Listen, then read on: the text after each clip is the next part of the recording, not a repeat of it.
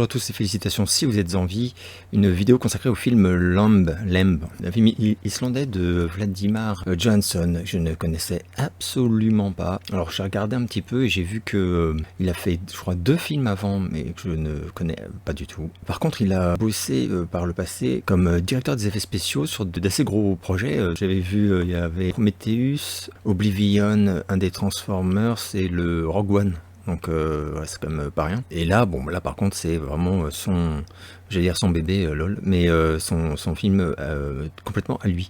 Alors, c'est une vidéo qui va être très compliquée de faire sans spoiler, d'autant que j'ai vu que le distributeur a visiblement retourné sa veste très récemment, puisque la toute nouvelle affiche française spoil complètement le film, ce que ne faisait aucune des précédentes. Donc bon, donc je vais spoiler, je préviendrai avant, évidemment. Bon, ce sera pas du spoil, je vais pas vous raconter la fin ni rien, mais il y a un événement qui se produit à peu près au début, et que visiblement la prod avait décidé au maximum, au mieux, de tenir secret jusqu'au bout, quoi. Donc c'est une sorte de spoil qui se produit voilà, vraiment dès le début du film. Mais je préviendrai, parce que je pense qu'il y en a peut-être parmi vous qui souhaitent en savoir vraiment le moins possible. Alors l'histoire, en gros, c'est celle d'un couple qui vit reclus dans la lande islandaise et qui est clairement en souffrance. On comprend, enfin il y a beaucoup de choses qui sont suggérées, mais pas forcément totalement expliqué, mais on comprend qu'ils ont perdu un enfant, au moins un enfant, et que voilà, ils ne s'en remettent pas du tout, quoi. Et ce couple qui en fait s'occupe, un troupeau de moutons,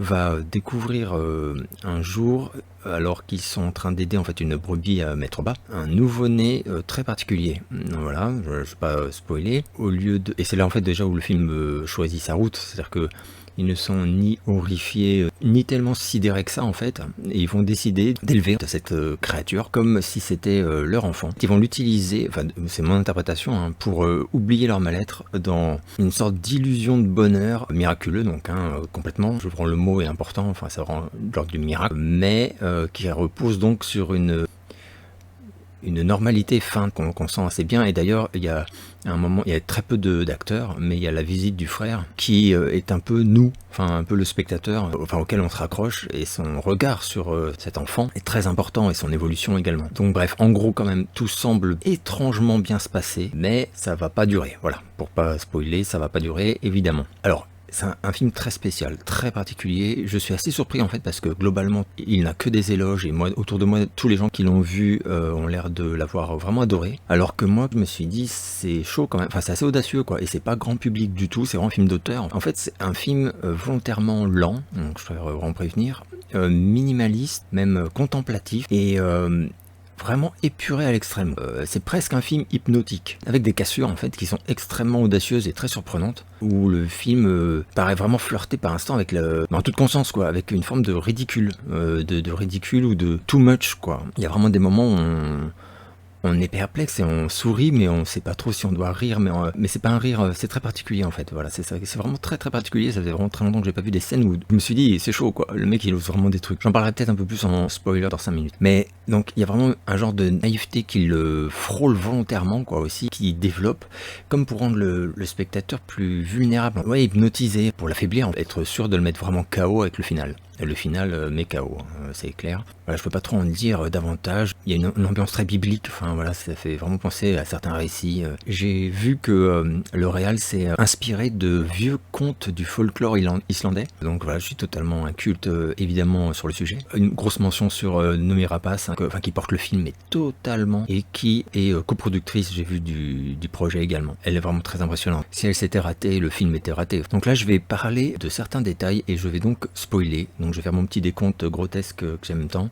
5, 4, 3, 2, 1, spoil, voilà. Pour ceux qui ont eu le malheur de croiser cette nouvelle affiche française, vous avez donc compris qu'il s'agit d'une créature mi-agneau, mi-enfant.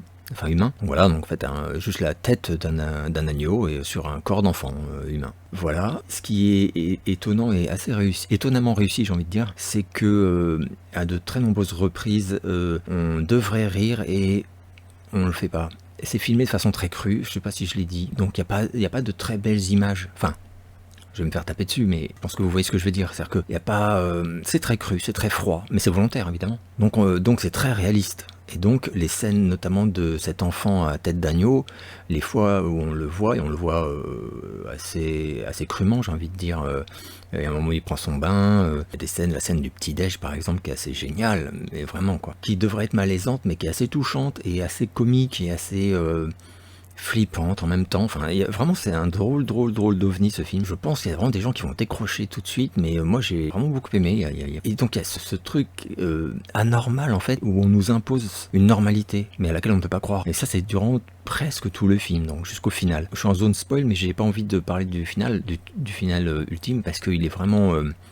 moi par exemple, j'en savais rien et il m'a accueilli en pleine gueule, waouh. Je peux juste te dire que là par contre, donc en gros, je crois que même sur le pitch officiel, c'est quand même dit, je crois qu'il parle de force ténébreuse déterminée à reprendre possession de la créature. Donc on a effectivement ce côté, la nature qui reprend ses droits, mais de façon extrêmement violente et définitive. Enfin, la nature punitive aussi, hein. Sachant que il y a une forme de violence qui ne dit pas son nom durant tout le film, une sorte de tension, mais de tension même dans les regards, quoi, les mâchoires serrées, les trucs comme ça, même avec le mari, enfin, qui est extraordinaire, et de violence par moments totalement frontale, notamment j'allais dire le meurtre, mais oui, enfin, c'est comme ça qu'on le vit en fait. Le moment où la mère ne mère pas, excédée par le comportement de la mère biologique de la brebis, qui vient régulièrement à la porte, beuler, enfin, qui pleure en fait, enfin, qui réclame son bébé, quoi. Qu'elle sent, elle pressent sa présence dans la maison, et même quand ils sortent et tout, elle essaie de les suivre. C'est horrible à voir, quoi. Et donc à un moment, elle va s'en débarrasser, excéder, et c'est tellement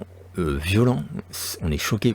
Ça pourrait ne pas l'être, mais c'est hyper choquant, et émouvant. Enfin bref, et là on sent vraiment une tension, mais moi il y a des moments où ça m'a rappelé un peu, alors toute proportion gardée, Shining, dans une forme de folie qui en même temps ne s'assume pas, enfin qui se dit non, tout est normal. Et voilà, je ne voudrais pas vraiment dire davantage. Moi je conseille totalement de tenter l'expérience de ce film, en précisant quand même que vraiment c'est pas un film facile. Par contre c'est pas un film que tu oublies. Je pense que c'est un film... qui va être dans le top 5 de beaucoup de personnes pour l'année, puisqu'on l'a que maintenant, mais en fait, donc, il devait sortir, je sais même plus quand, enfin, on en a entendu parler il y a une éternité, et que, voilà, il a fait sensation au dernier festival de Cannes, donc c'était pas hier, et puis, bon, bah là, finalement, on l'a à quelques jours du Nouvel An. Aussi, un autre truc que je voulais dire, oui, c'est distribué par le studio A24, donc je suis même étonné, enfin, du coup, je me disais, comment ça se fait que celui-là, on l'a en salle sans problème, alors que The Green Knight, que j'ai tellement adoré, et dont je m'étais retenu de faire une vidéo, parce que je pensais qu'il sortirait en salle, etc. Ou en DVD français bientôt. Bah, ça ne l'a pas fait parce que c'était trop cher en fait. Alors pourquoi ils ont vendu The Green Knight trop cher et Lamb pas trop cher? Je comprends pas comment ils font en fait. Donc si quelqu'un a la réponse, la solution, enfin je ne sais pas. J'ai pas fouiné non plus, hein, donc peut-être il y a une raison toute bête et que j'ignore. Donc une sacrée claque quand même, hein, je tiens à le dire. Et pour peu que vous soyez prêts à vraiment passer de longues minutes sans qu'il se passe grand chose, parce que honnêtement, voilà, moi, même autour de moi j'en connais, ils vont pas tenir. Hein. Bah si ça vous dérange pas et si vous vous laissez un peu prendre à ce rythme hypnotique et contemplatif, vous êtes vraiment parti pour, je pense, une belle expérience de ciné. Voilà, je vais vous laisser, je vous donne rendez-vous très bientôt pour une nouvelle vidéo.